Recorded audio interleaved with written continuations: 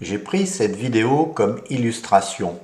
Il y a des choses bien et des choses moins bien.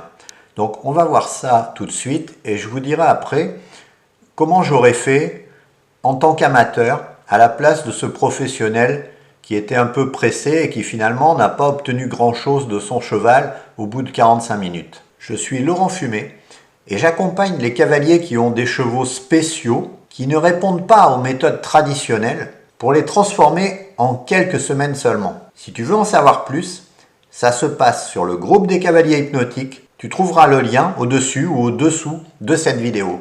Alors j'ai déjà fait une vidéo sur la conduite en main et là je ne vais pas reprendre les mêmes arguments, les mêmes choses. La personne rentre dans la carrière avec un cheval stressé. Il a un stick avec un chiffon au bout pour attirer l'attention du cheval. Avec le stick, il place le cheval face à lui.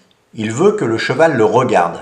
Il lui demande de respecter sa zone de sécurité et il le fait reculer. On voit que le cheval est très stressé. Là, il cherche à lui faire croiser les postérieurs pour que le cheval ne reste pas sur la défensive.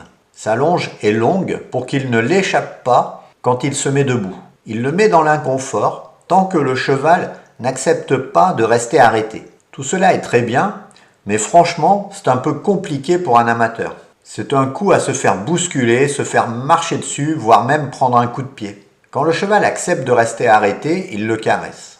Le problème avec cette méthode, c'est qu'il y a toujours la cocotte minute qui bout.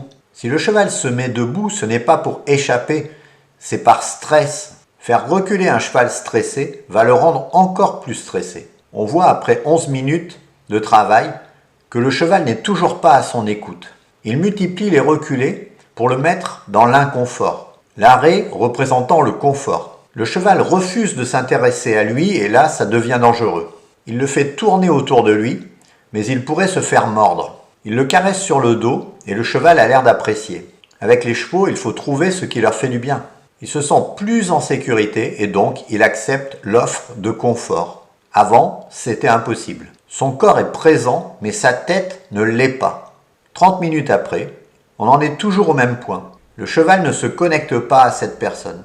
Alors ce que je pense qu'il aurait fallu faire à la place, eh bien, premièrement, c'est l'habituer à son environnement. On ne peut rien apprendre à un cheval stressé. Un cheval est comme un feu tricolore. On ne le travaille pas quand il est rouge.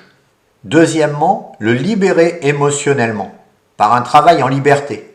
Laisser le cheval relâcher la pression, vider la cocotte minute. Les barrières de la carrière sont hautes. Il était possible de le lâcher et de le faire bouger. Ensuite, le cheval aurait pu s'intéresser à lui. Mais avant, tant qu'il est dans le rouge, ça n'est pas possible. C'est de la perte de temps, ça ne sert à rien. Premièrement, le cheval recherche la sécurité. Tant qu'il ne trouve pas la sécurité dans cette carrière, on ne peut rien faire d'autre. Une fois qu'il aura trouvé la sécurité dans la carrière, on pourra passer à la deuxième étape qui est la connexion.